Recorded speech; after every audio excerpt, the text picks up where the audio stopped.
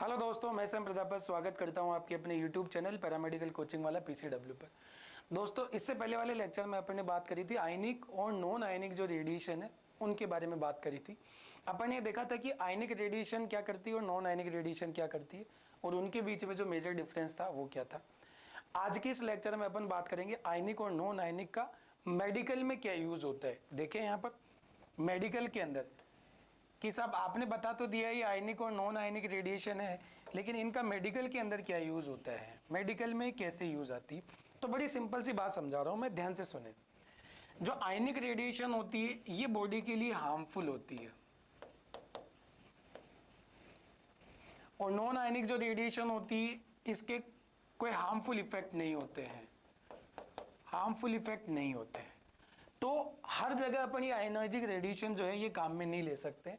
Non ionic radiation भी अपन बहुत जगह यूज लेते हैं।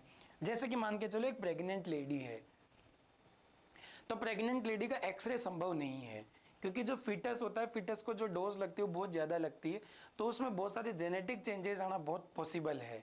तो इस वजह से वहाँ पर क्या करते हैं अपन, सोनोग्राफी करवाते हैं, यूएसजी सोनोग्राफी करवाते हैं। ये बहुत कॉमन सी बात है। कई बार आप कभी भी नोटिस कर लेना, यदि आप डिपार्टमेंट से हो, मेडिकल डिपार्टमेंट से, तो बात अलग है, तो आपके समझ में आ ही जाएगी। बाकी नॉर्मली भी यदि आप बात करें तो कभी भी जो प्रेग्नेंट लेडी है,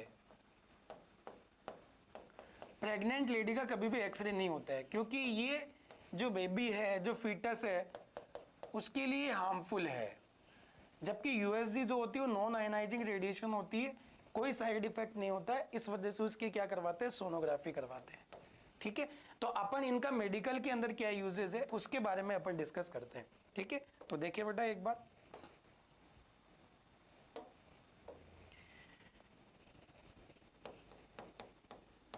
आयनिक और नॉन आयनिक पे अपन बात करते हैं बेटा। नॉन आयनिक पे तो अपने को पता है ये क्या करेगा बेटा, आयन प्रोड्यूस करेगा। इससे पहले वाला लेक्चर यदि आपने नहीं देखा है तो वो जरूर देख ले। और ये आयन प्रोड्यूस नहीं करेगा, आयन प्रोड्यूस नहीं करेगा। तो इसके अंदर कुछ मेजर केसेस होते हैं अपने, जैसे कि बात करें कि सर आयनिक रेडिएशन कौन कौन सी होती है, तो सबसे इंपॉर्टेंट रेडिएशन आती है अपने पास में एक्सरे, और दूसरी आती है बेटा अपने पास में गामा रेज। ये एक्सरे और गामा रेज ऐसी रेडिएशन है जो कि आयनिक रेडिएशन होती है। इसका मतलब जब भी ये किसी ह्यूमन बॉडी के साथ में टकराएगी, मानव शरीर के साथ जब ये टकराएगी ना, तो ये क्या बनाएगी, आयन बनाएगी, और वो आयन डीएनए आरएनए को डैमेज करेंगे, जिसकी वजह से बॉडी में साइड इफेक्ट उत्पन्न होते हैं। ठीक है, प्रोड्यूस आयन, आयन बनाते हैं। ये आयन क्या करेंगे बेटा, डीएनए और आरएनए को डैमेज करते हैं। डीएनए और आरएनए को क्या कर देंगे, डैमेज करेंगे, और डैमेज करने की वजह से क्या होंगे साहब, जेनेटिक चेंजेस आएंगे। कई बार जब आपने कोर्स लिया होगा, यदि इस कोर्स से आप रिलेटेड हो या आपको नॉलेज है थोड़ी बहुत, तो जब ये कोर्स आप लिए होंगे तो कई लोगों ने बोला होगा कि साहब बच्चे नहीं होंगे, या फिर बाल झड़ते हैं, या फिर कैंसर हो सकता है। तो उसका जो रीज़न होता है ना, यही होता है। और यदि आपने कैंसर वाला वीडियो नहीं देखा हो तो वो ज़रूर देख ले बेटा, क्योंकि वो डीएनए आरएनए कैसे डैमेज होता है और कैसे कैंसर होता है उसके बारे में बताया गया है। ठीक है, तो क्या होता है साहब, ये हार्मफुल होती है। तो धीरे धीरे इनको क्या किया गया, कंट्रोल किया गया कि आप रेडिएशन जो है ना वो कम से कम दे, बॉडी को, शरीर को जितनी रिक्वायर हो ना उतनी ही दे। इसके वजह से एक नियम बनाया गया बेटा, एक नियम बनाया गया जिसको बोलते हैं अलारा। अलारा क्या होता है, ये होता है बेटा as low as reasonable achievable.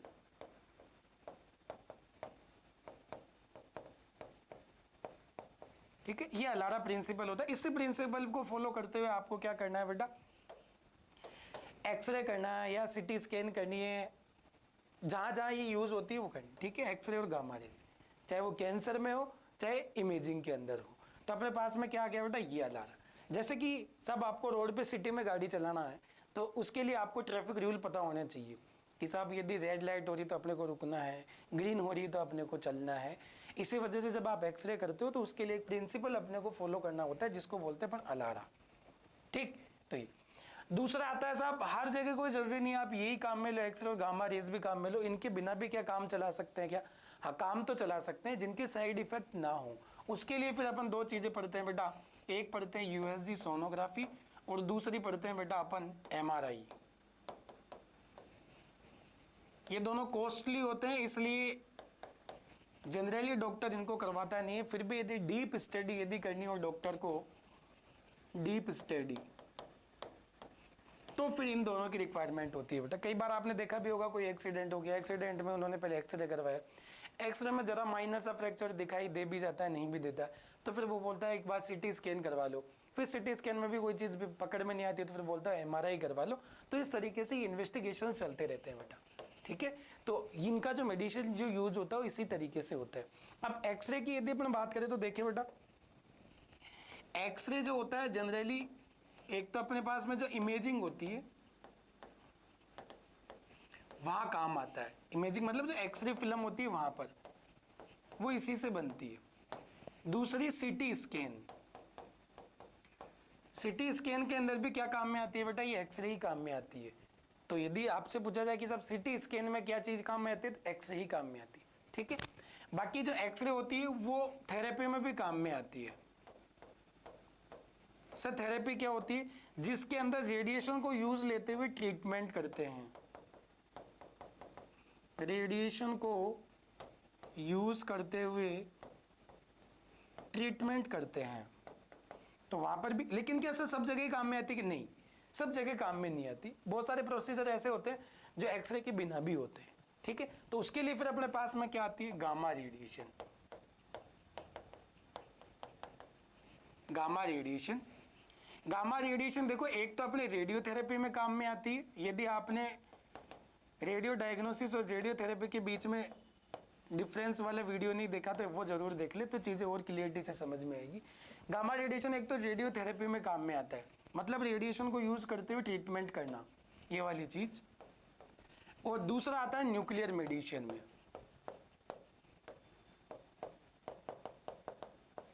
ठीक है। तो दोनों जगह क्या होती है? Gamma radiation. इमेजिंग के अंदर इसका कोई यूज नहीं होता है। इमेजिंग जो होता है उसमें गामा रेडिएशन का बेटा कोई यूज नहीं होता है, ठीक है। इसका यूज केवल और केवल या तो न्यूक्लियर मेडिसिन में होता है, रेडियोथेरेपी में होता है। रेडियोथेरेपी क्या? रेडिएशन को यूज करते हुए ट्रीटमेंट करना, वो अपन किस में देखते हैं? रेडियोथेरेपी में देखते हैं, ठीक है।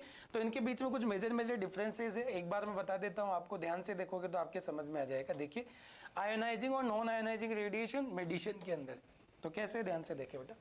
पहली चीज देखिए बेटा, in medicine radiation is critical tool used for both.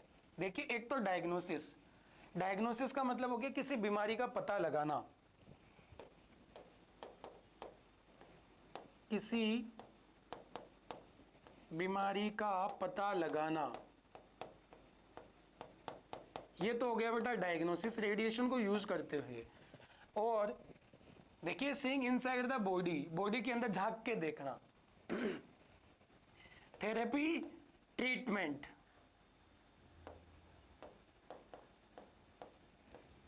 Cancer कोशिका का ट्रीटमेंट,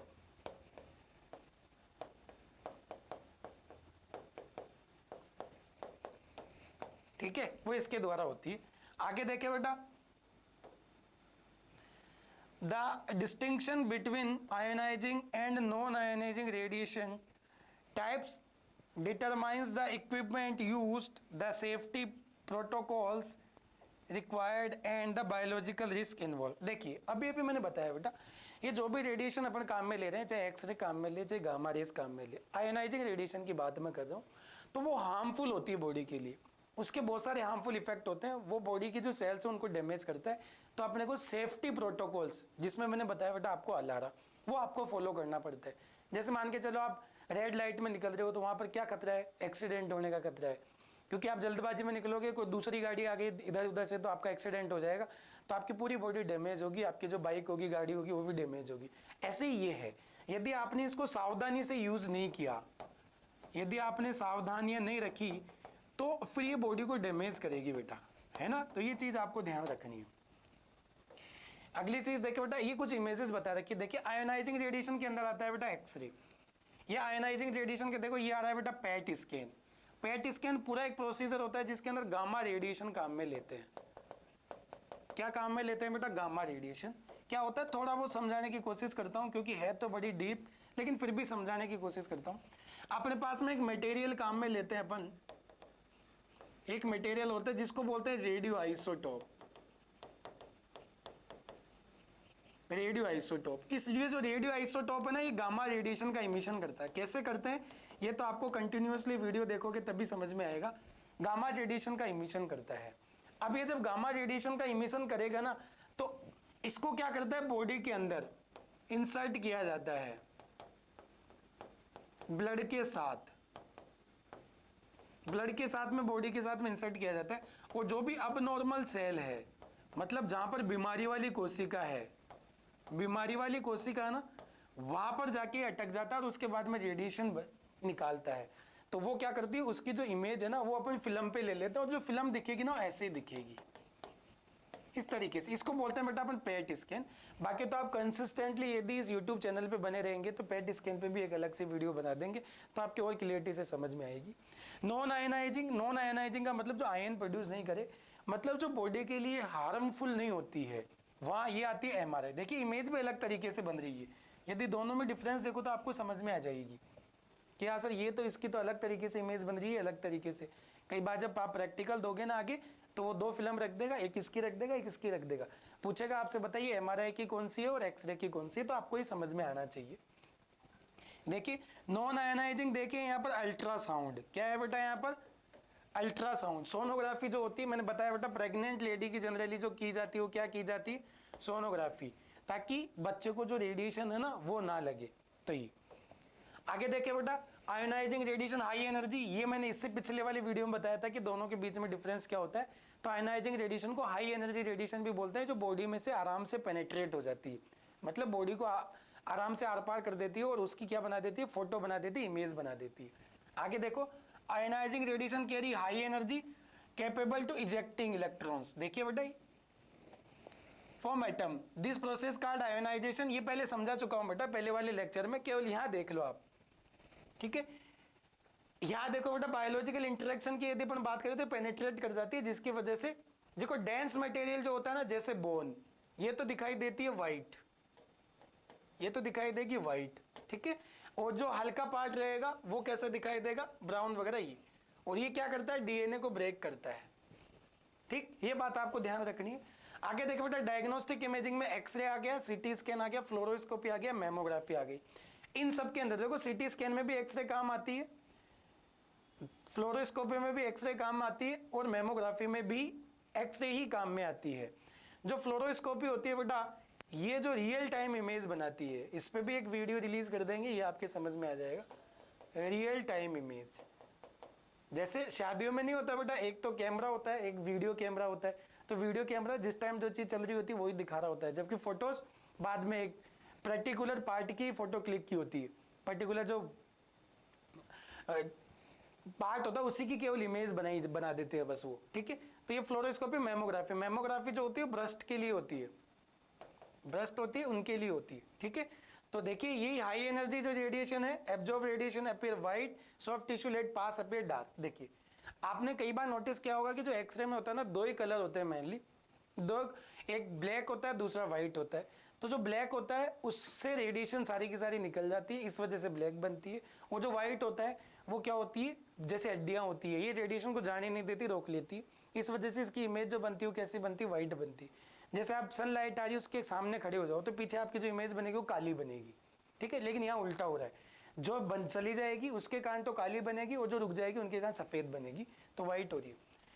न्यूक्लियर मेडिसिन में देखिए बेटा पैट स्कैन और एसपीईसीटी स्कैन, ये दोनों एक ही पार्ट होते हैं बेटा। देखो ये मैंने बता दिया बेटा रेडियो एक्टिव ट्रेसर, ये मैंने बताया बॉडी के अंदर इंसर्ट किया जाता है, और इंसर्ट करने के बाद में देखिए बेटा इमिट्स गामा रेज। देखो ये क्या करेगा बेटा, गामा रेडिएशन उत्पन्न करेगा, और ये क्या करेगा देखिए फ्रॉम इनसाइड आउट। और इसको क्या कर लेंगे फिर, फंक्शन देखने के लिए अपन क्या कर लेते हैं, फिल्म लगा देते हैं और उस पर इसकी इमेज बना लेते हैं, जो मैंने बताया था किस तरीके से बनती है। थेरेपी में देखो रेडियोथेरेपी, गामा नाइफ और ब्रैकीथेरेपी, ये तीनों थेरेपी का पार्ट है। रेडिएशन को यूज करते हुए, विकिरण को उपयोग कर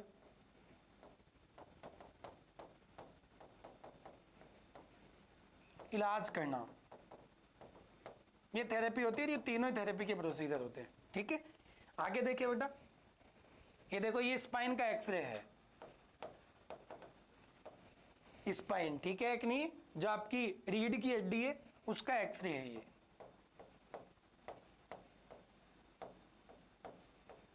यहां देखो बेटा, एकदम पूरा व्हाइट व्हाइट दिख रहा है, ये तो हड्डी है, बोन्स है, जिसको आप वर्टिब्रा बोलते हो, वर्टिब्री बोलते हो बेटा। और ये बाकी का पार्ट देखिए ब्लैक ब्लैक सा आपको दिखाई दे रहा होगा, है ना।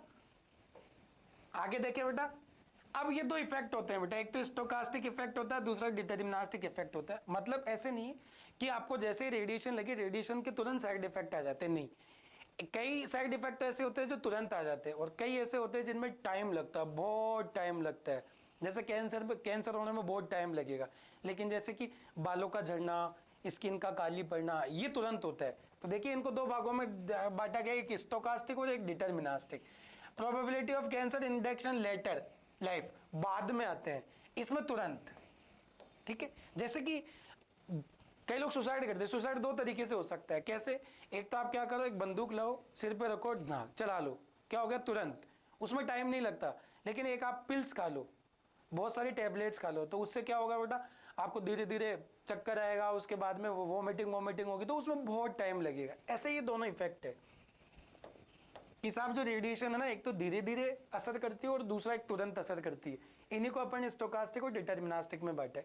बाकी तो बहुत सारे वीडियोस आपको देखने को मिलेंगे धीरे धीरे, यदि आप कंसिस्टेंटली इस यूट्यूब चैनल पे बने रहेंगे तो इन सब पे आपको वीडियो देखने को मिल जाएंगे, ठीक है। बाकी ये मैंने बताई दिया बेटा सेफ्टी प्रोटोकॉल अलारा, ठीक है। अलारा को तो आपको फॉलो करना ही पड़ेगा।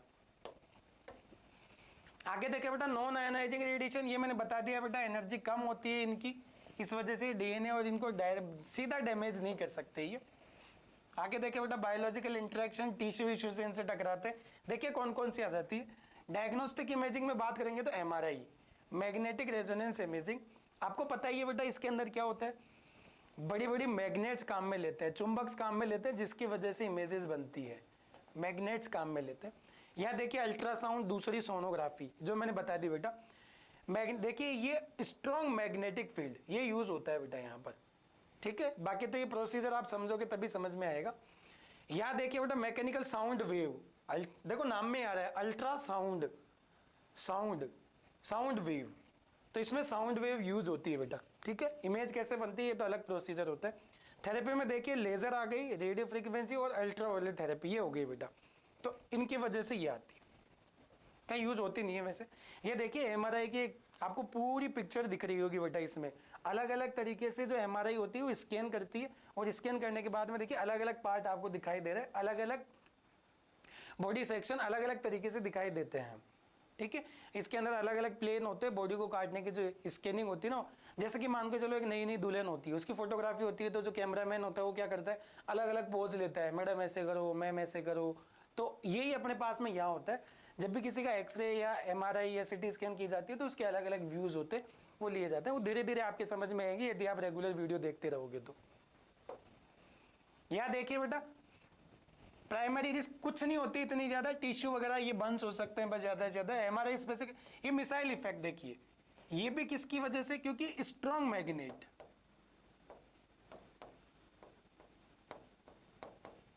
क्या काम में लेते हैं बेटा, स्ट्रॉन्ग मैग्नेट। अब ये मैग्नेटिक फील्ड, जैसे कई बार आप क्या करते हो घर में, आपने बचपन में किया होगा बेटा, एक चुंबक लेते हो, चुंबक को लोहे के पास ले जाते हो, छोड़ देते हो, तो वो क्या होती है, तुरंत चुंबक उसके जाके चिपक जाती है। यहाँ उल्टा होगा अब सिस्टम, कैसे, क्योंकि मैग्नेट बहुत भारी है, वो हिल नहीं सकती।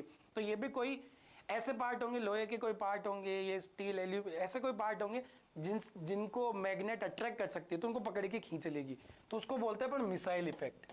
भारी जो भी चीजें होगी ना उनको पकड़ के खींच लेगी ये, तो जो जिनको नाम दिया फेरोमैग्नेट्स। तो जो लोहे की, अब देखो फेरो बना आयरन से, फेरस, और फेरस जो इसको बोलता है आयरन। तो लोहे की जो भी वस्तु होगी उनको पकड़ के खींचेगी, तो ऐसे मिसाइल की तरह जाएगी उड़ती हुई, तो इसीलिए इसको क्या नाम दिया है, मिसाइल इफेक्ट। आगे देखे बेटा ये स्पेसिफिक एब्जॉर्प्शन रेट, ये तो फेरोमैग्नेटिक मटेरियल के लिए जब अपन इमेज बनाते हैं उसके लिए काम आती है। तो ये अपने पास में होगी नॉन आयोनाइजिंग। तो ये अपने पास में बेटा आयोनाइजिंग और नॉन आयोनाइजिंग रेडिएशन का मेडिकल के अंदर यूज है। तो ऐसा कोई जरूरी नहीं है कि आयनिक रेडिएशन ही पूरा काम कर देती है, नॉन आयनिक रेडिएशन भी काम आती है। लेकिन आयनिक रेडिएशन के बहुत ज़्यादा हार्मफुल इफेक्ट होने के कारण कोशिश ये की जाती है कि रेडिएशन कम से कम लगे। इसकी वजह से एलारा फॉलो किया जाता है। क्या किया जाता है बेटा? एलारा। एलारा ये बताता है कि साहब जो भी रेडिएशन है ना वो आप बॉडी को कम से कम दो, ठीक है। तो ये एक पर्टिकुलर एलारा के 3-4 नियम है, उसके अकॉर्डिंग आपको करना पड़ता है, जैसे कि जस्टिफिकेशन, ऑप्टिमाइजेशन, डोज वगैरह ये, ठीक है। तो ये तो जैसे जैसे आगे बढ़ती जाएगी चीज़ें वैसे वैसे आपकी समझ में आती जाएगी। तो ये थी बेटा आज की क्लास। दोनों को मैंने बता दिया, आयनिक नॉन आयनिक रेडिएशन के बीच में डिफरेंस मैंने बता दिया, और आयनिक और नॉन आयनिक रेडिएशन का मेडिकल के अंदर कहाँ यूज होता है वो मैंने आपको बता दी, ठीक है। ऐसे ही और इंटरेस्टिंग वीडियो देखने के लिए आप कंटिन्यूस यूट्यूब चैनल पे बने रहिए। और यदि आपको पूरा कंटेंट चाहिए डिटेल से, आपके क्लास वाइज या फिर आप चैप्टर वाइज चाहिए, तो फिर आप ये PCW ऐप है, ये इंस्टॉल करिए, डाउनलोड करिए। इस पर बहुत सारे लेक्चर्स है, बहुत सारे कोर्सेज अवेलेबल है, तो वहाँ से आप ज्वाइन कर सकते हो। और ये यूट्यूब चैनल है बेटा पैरामेडिकल कोचिंग वाला, यदि आप पहली बार आए हो तो इसको सब्सक्राइब जरूर कर ले और ये बेल आइकन जरूर दबा दे, ताकि जब भी नया वीडियो आए तो आपके पास में उसका नोटिफिकेशन आ जाए, ठीक है। तो रेगुलर आप बने रहिए, देखते रहिए पैरामेडिकल कोचिंग वाला YouTube channel. Thank you, bye, take care.